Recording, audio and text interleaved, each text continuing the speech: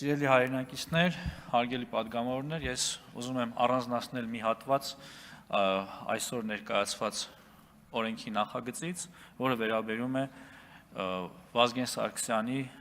ռազմական ակադեմիայի շրջանավարտների այն հնարավորությանը, որ ավարտական քննությունները կարող են հանդիսանալ նաև ատեստավորման քննություն։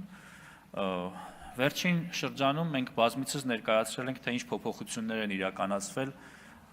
Վազգեն Սարգսյանի անվան ռազմական ակադեմիայում եւ ինչ հնարավորություններ են ընձեռվել մեր կուրսանտներին եւ ապագա սպաներին։ Ես ուզում եմ եւս մի անգամ նշել, որ 4-ամյա կրթությունից հետո, երբ ավարտում է Վազգեն Սարգսյանի անվան ռազմական ակադեմիան, մեր սպաները ստանում են բնակարան, որի արժեքը այսօրվա գներով 35 միլիոն դրամ է, այսինքն Երևան քաղաքում կամ Հայաստանի Հանրապետության որևէ հատվածում մենք նրանց տրամադրում ենք սերտիֆիկատ, որի միջոցով նրանք կարողանում են կատարել այդ գնումը։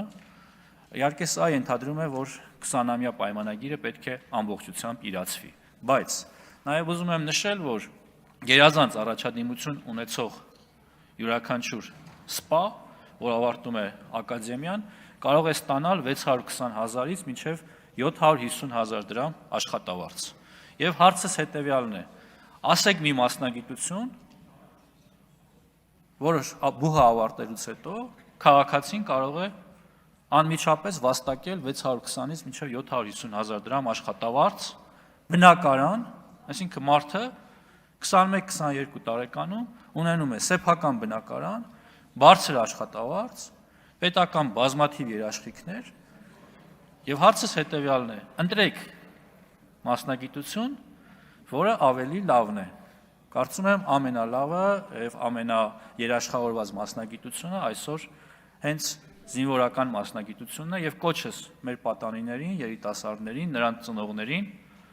մտածեք եւ կողմնորոշվեք հօգուտ զինվորական ծառայության եւ սպայի պատվաբեր պաշտոնին ու դերին։ Շնորհակալ եմ։